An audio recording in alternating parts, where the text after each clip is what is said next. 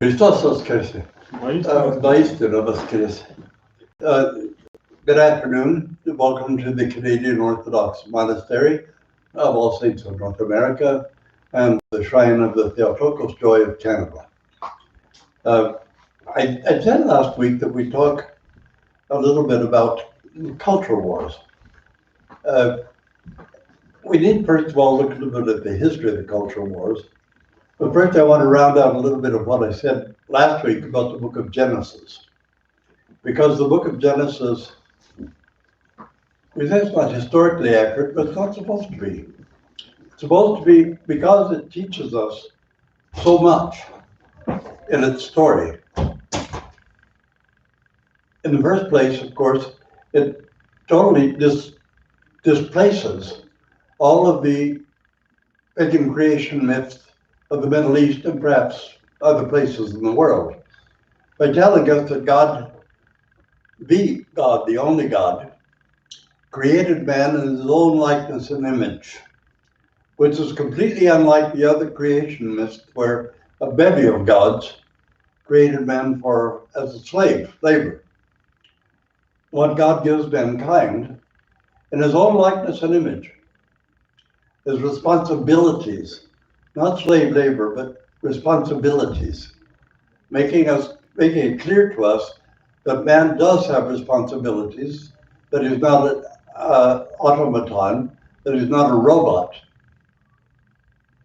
but has a free will in order to fill responsibilities and not sort of hardwired to be a slave to a bunch of gods, but also that he demonstrates to us that he does have free will and he has choice. He has the love of God, and love without freedom is a fraud. To demand love without freedom is a psychosis. To give love without freedom is an obsession. But in either case, it's not love. Man fails in his responsibilities. He accepts a counterfeit for what God has already given him. He's the image and likeness of God, but Satan says, you can become like God. Exactly. So here's a counterfeit that Satan is offering of something that God has already given. That's a great revelation to us. But how does Satan lead man into alienation from God? Through ego. The birth of human ego is being unfolded in the story, and we're being told that ego is at the source and root of all of man's problems.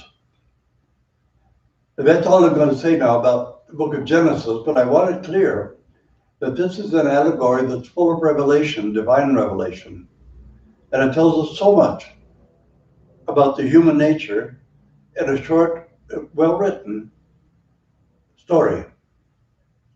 So we should never be tempted to dismiss it because it's not historically or scientifically accurate. That's not what it's all about. It's about the revelation of human nature and human weakness, and about, God's still protective love. We'll discuss that a little later. Remembering that after Cain commits a murder, God doesn't destroy him, but God rather entreats Cain to repent. And when he doesn't repent, he gives him a mark to protect him, so that he still has time to repent.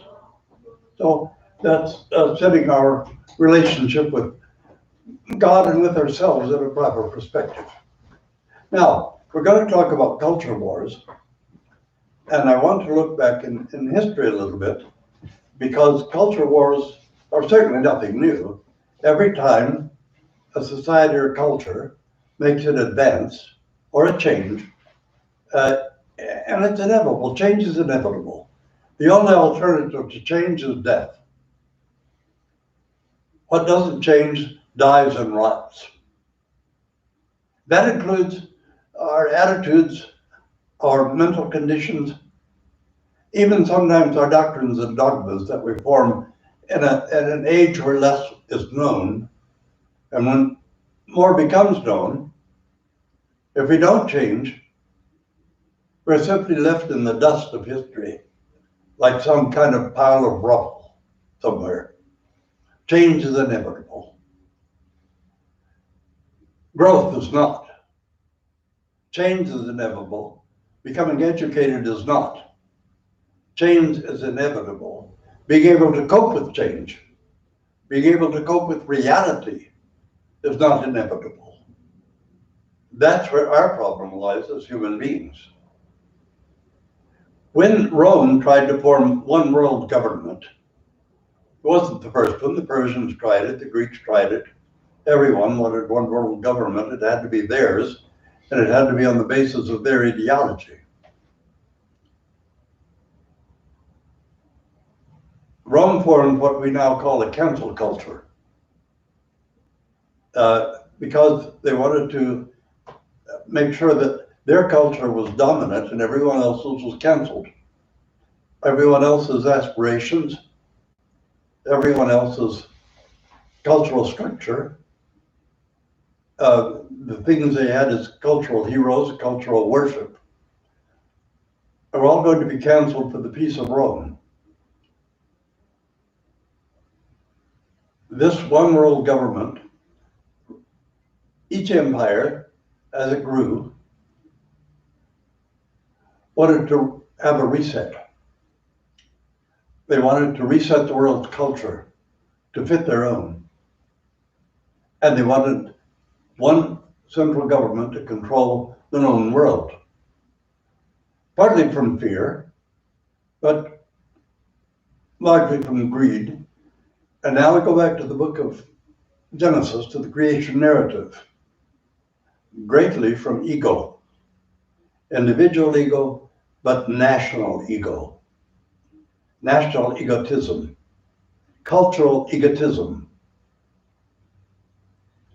And each time one of these empires built up, in various countries, particularly in Judea, there would be what we call a cultural war.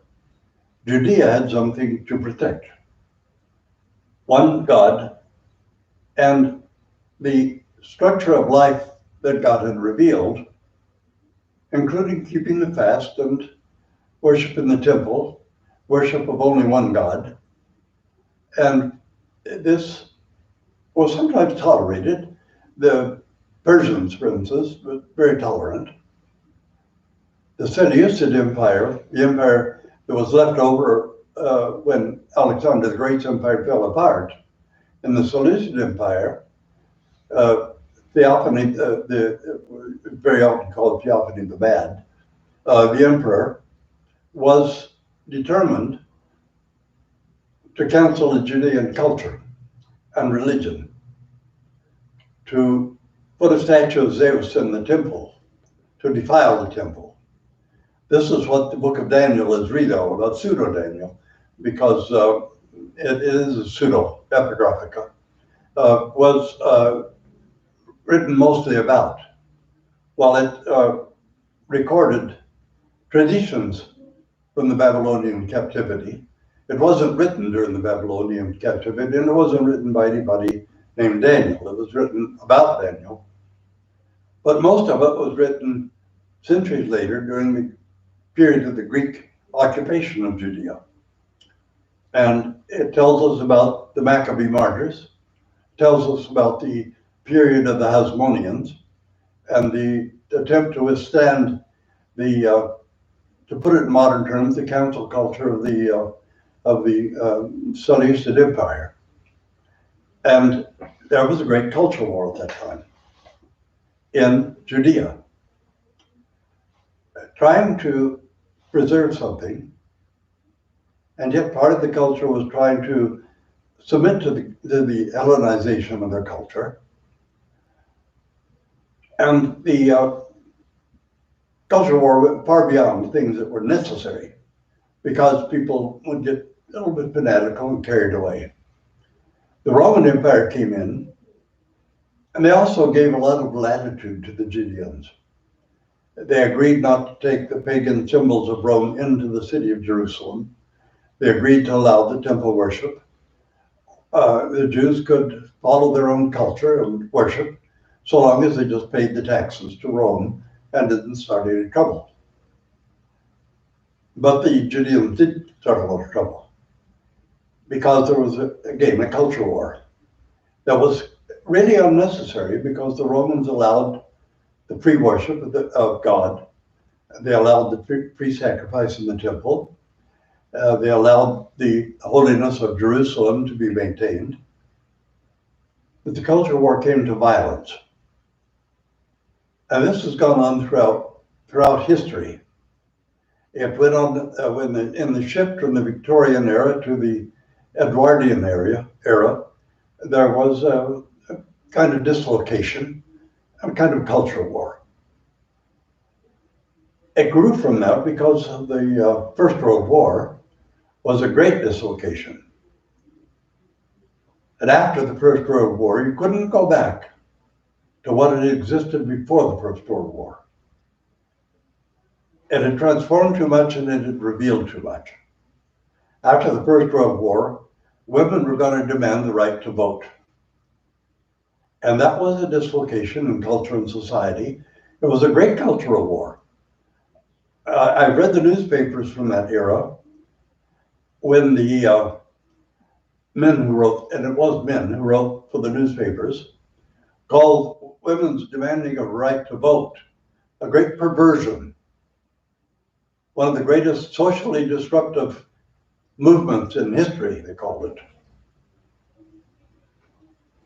So, totally unnatural for women to want to vote and to want more freedom. That's what it was called in the newspapers of the day. You could go back and read it yourself. Perversion, totally unnatural, totally disruptive of society, totally destructive of the structure of society for women to want to vote. And God forbid, even run for office. You know, tell that to Queen Elizabeth I and to Margaret Thatcher. So that was one of the great culture wars of the past. The 1920s, we saw extension of this culture war. We saw the tent revival preachers going around the countryside, and we saw prohibition come in. Well, hyper-religious or religious fanatics thought, prohibition is a great moral victory, except that it gave birth to organized crime. And it gave birth to the greatest crime wave in world history. Mostly in America, to some degree in Canada, but lesser. But it created more havoc, displacement, bloodshed, and crime. Well, it wasn't really a great moral victory after all, was it? It was something that crashed the nation into total immorality and made crime syndicates so powerful that even today they maintain that power. Eventually, of course, they had a certain control of the FBI through J. Edgar Hoover, who notably avoided clashes with the crime bosses, with the crime syndicates, more or less allowed them hands off and went after other things, some of them quite imaginary. The Cold War was another, what we call culture wars. Sometimes devastating, because they always went to extremes. I mean, children being taught to duck under their desks in case there was a nuclear war, as if Hiroshima and Nagasaki haven't proved that ducking in your desk would do absolutely no good. But people were so hysterical about it that they thought, while you're in the school building under your desk, that'll protect you from a nuclear blast. The military-industrial complex became immensely stronger because of the Cold War. And citizens in democratic countries gave up some of their freedoms, hoping for security. Finally, the Cold War ended with the fall of the Soviet Union, which is inevitable. We had culture wars because of the dislocations of the end of the Cold War. Well, we're involved now in some people want to create a culture war where none need exist. Because society changes, as it always changes, as surely as trees turn green in the spring and brown and yellow in the fall, change is inevitable. Without change, there's only death and rot and decay. We continually live in the past, and some people strive to live in the past. I used to hear people talking about, oh, the good old days, the golden age, something. There was no golden age before the invention of antibiotics. I spent my whole childhood in a world without antibiotics, and people could still die from a finger scratch, from blood poisoning. But people still died from simple infections that now are taken for granted. No one remembers that these days. My generation might be the last one who remembers what it was like to live without antibiotics. And the next generation after this one might again have to live without effective antibiotics, and then they'll guess. There was no golden age before antibiotics. When people with tuberculosis were sent away to a sanatorium to die because there was no hope for them. So suddenly penicillin came along, the sanatoriums closed down, and people with tuberculosis went home cured. Thank for science. Thank God for science. Now we're involved in a culture war that seems to keep some preachers away from preaching the gospel. All they can do is preach culture wars, because things are changing and they're reactionaries. For those of you who know Konstantin Pobedonostov, they're Pobedonostvites, reactionaries, the ones who actually caused the Soviet Revolution in Russia, were the reactionaries who couldn't allow or face change, who thought they were involved in a culture war to preserve something that wasn't worth preserving and couldn't possibly be preserved anyway. They're the ones who laid the foundations of the Soviet Revolution. It wasn't a demonic enterprise. It was a revolution against reactionaries who prevented society from moving forward, from changing and advancing, from having social justice for the ordinary people and workers who, in their desperation, changed to the false prophets, Lenin, Kaganosov, Molotov, Malenkov, and finally Stalin, because they had no hope, because reactionaries were fighting these culture wars and keeping change and advance from taking place so that the communist revolution could have been avoided. That's somewhat like is going on now, perhaps to a lesser degree. Instead of preaching the gospel, we want to preach reactionaryism to everything that happens, to everything that's taking place. And you're totally unconvincing to society at large. You watch day by day your culture wars being lost by the reactionaries and won by those who are perhaps too progressive, too permissive. And they're winning the culture wars because you're so reactionary, ignorant, backward, and because you refuse to preach the gospel. The gospel has power where culture wars doesn't. The gospel has power where reactionaryism doesn't. Give the gospel its due, then it does have power. Preach the gospel and stop preaching these absolutely losing culture wars, because when we look back at history, we see that reactionaries against the advancement in society, against new knowledge, real understanding about humanity, the human nature, about the way the world operates, about the way the universe works, about what's taking place in our world and our society, always reactionaryism, based in nothing else but a deep structural fear, a hyperactive amygdala, perhaps an enlarged amygdala, fear of change. You might as well be afraid of spring. You might as well be afraid of summer. You might as well be afraid of the autumn and the winter, because change takes place before your very eyes. And you're trying to prevent that change in society and culture, that advancement of knowledge, of understanding,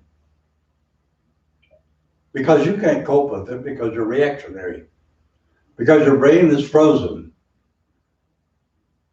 in some kind of suspended animation. And you can't open your eyes and see what's going on around you. So you act against it. You've got this Pobedonophitis. You can Google Constantine Pobedonopoulos if you want, and see why he helped destroy the Russian Empire, destroy Imperial Russia, and see why the reactionaries, not the progressives, but the reactionaries, are the ones who ultimately issued in the Soviet Revolution. The progressives, sure, they weakened society because they were the intelligentsia, we should say. Weren't really progressives, they were just intelligentsia. But the reactionaries are the ones who laid the foundation for the communist revolution in Russia. And you're laying the foundation for a great dislocation in culture and society because you have a cult of reactionism. A cult, brothers and sisters, a cult. And you need to open your minds and open your souls and trust the gospel. Preach the gospel. Stop preaching revolution of sorts. Stop preaching a kind of emotional and mental violence that has already several times resulted in physical violence and unintended consequences, and in precisely the opposite of what you're raving and howling about. So that's what I have to say today. And remember that Christ has risen. The gospel has power.